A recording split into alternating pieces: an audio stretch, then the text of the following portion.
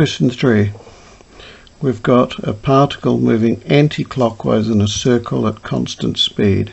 So we've got this particle moving in a circle, anti-clockwise, constant speed. There's the centre. At this particular point here, point P,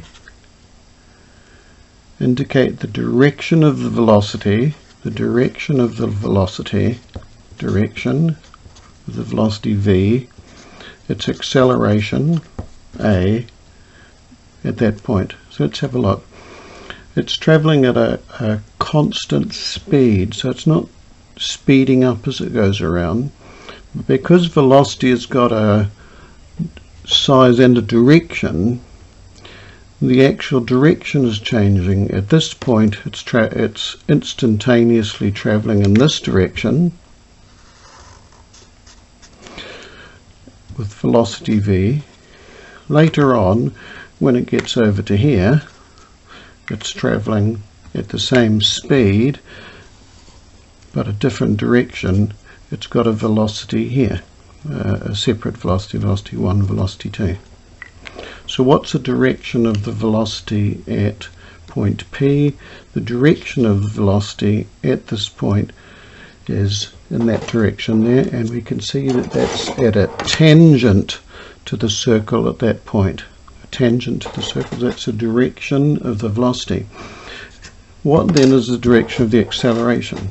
Think for a moment, at this particular point P, travelling at a constant speed, it's not speeding up as it's going around the circle. So at this particular point it's not speeding up.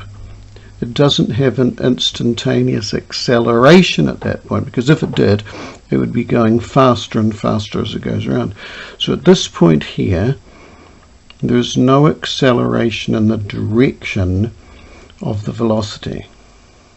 So that means whatever acceleration there must be to be producing the change of velocity, it's got to be in another direction. And we recall that the acceleration is towards the centre, and it's at right angles to the velocity at that point.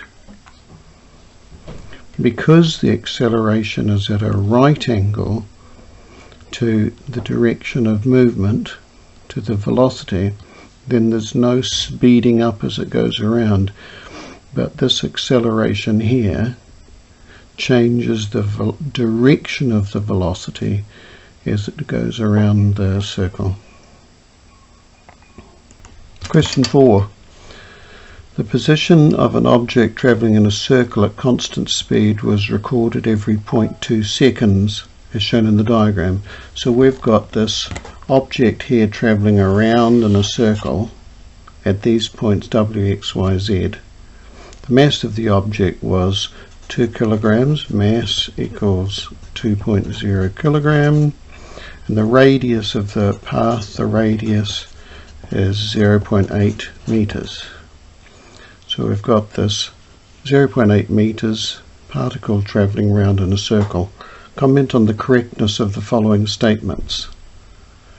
The instantaneous speed of the object is the same at X as it is at Z. The instantaneous speed. So we're talking about speed, we're not talking about velocity. So speed again is a scalar. It has no direction, and velocity is the vector. So the instantaneous speed of the object is the same at X and Z. We're told that it's travelling at constant speed, so the speed is constant. So this is question 1 is correct. Yes, the speed is staying the same. 2, the direction of the velocity at Z is at right angles to the line OZ. The velocity at Z is at a right angle, that's correct. So if we have a look on our diagram from number 3, here would be the line OZ, and the instantaneous velocity is at a right angle to the radius. A right angle to the radius. So question 2, correct. Question 3, the magnitude of the acceleration at X is the same as the magnitude of the acceleration z. Our acceleration, remember our acceleration is equal to v squared upon r, so the size of v is not changing, the radius is not changing, so the size of the acceleration is the same, so that's correct.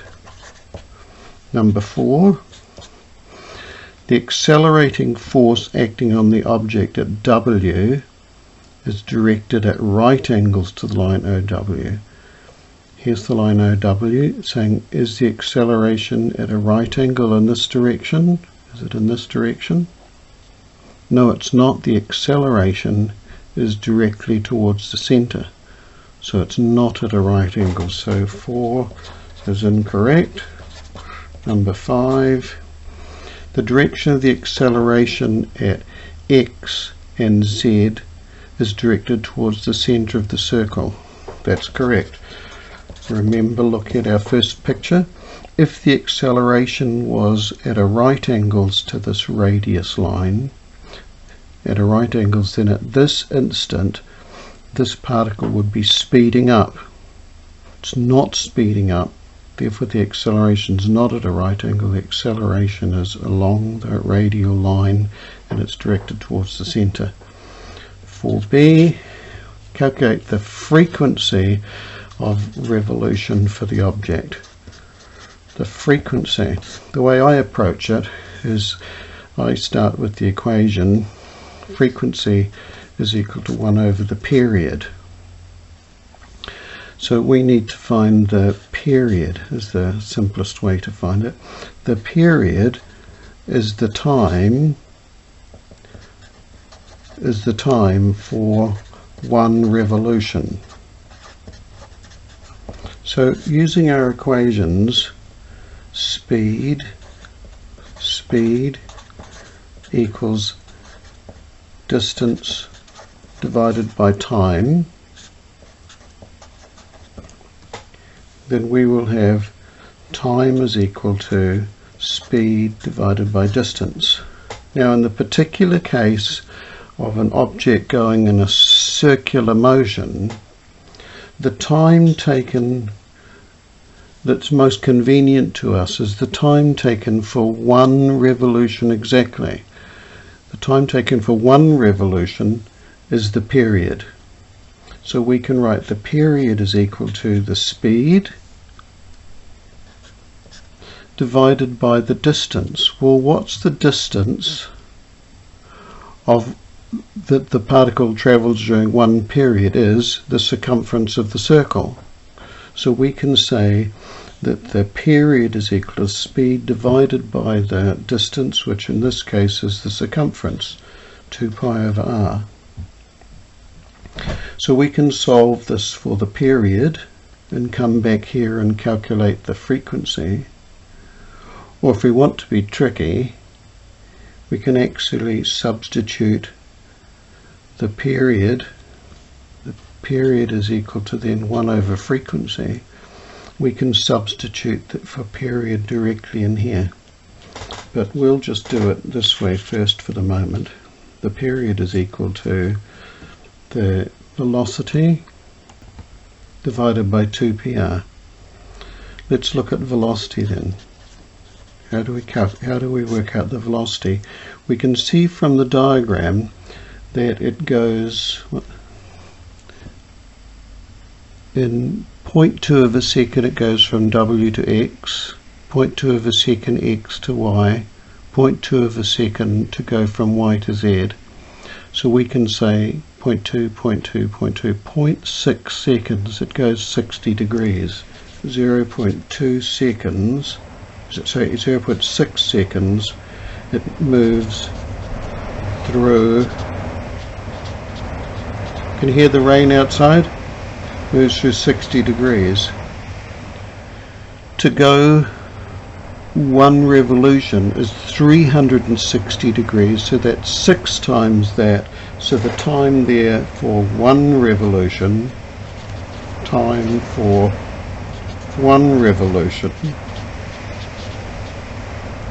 is 3.6 seconds.